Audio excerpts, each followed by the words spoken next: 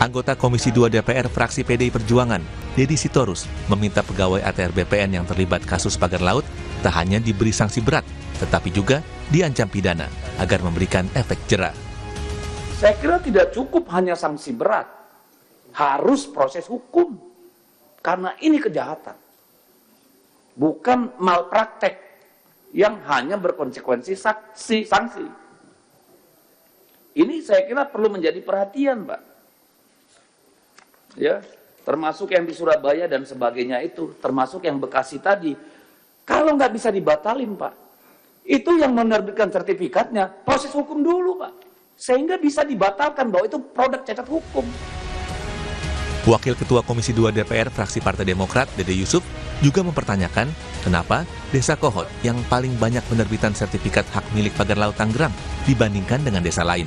Dede Yusuf menduga ada permainan antara pihak pengembang dan wilayah tertentu. Saya masih bingung, Pak Nusron, ya, kenapa Desa Kohot paling banyak dibanding dengan desa lain. Ya, bahkan saya dengar katanya kepala desanya naik Rubicon. Kami aja belum tentu kebeli di sini.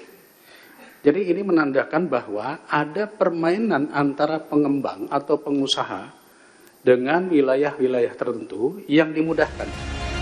Sekjen Konsorsium Pembaruan Agraria, Dewi Kartika, menyoroti soal polemik pagar laut.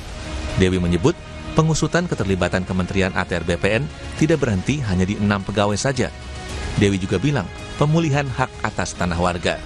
Sampai ini jadi hanya tumbal 6 pejabat di level kabupaten, padahal sebenarnya bahkan harus dicek lagi ke tingkat provinsi dan pusat. Kemudian juga lintas kementeriannya seperti apa, sehingga kebutuhan untuk membentuk satgas itu menjadi penting atau namanya apapun ya.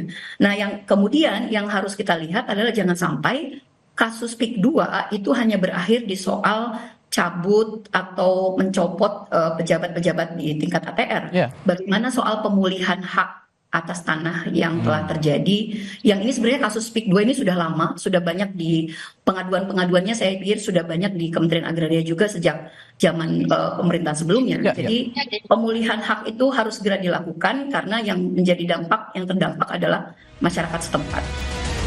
Berikut adalah 8 pejabat kantor pertanahan Kabupaten Tangerang yang dijatuhi sanksi pencopotan jabatan hingga pemecatan yang diduga terlibat kasus pagar laut.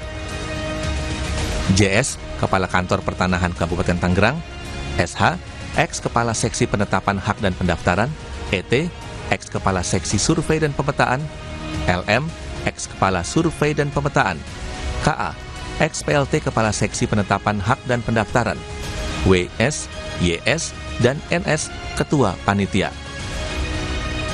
Di hari yang sama, Menteri Lingkungan Hidup Hanif Faisal Nurofik menyegel pagar laut area reklamasi di perairan Tarumajaya, Kabupaten Bekasi, Jawa Barat. Menurut rencana, semua pihak yang terlibat dalam kegiatan pemagaran laut dan reklamasi akan dipanggil.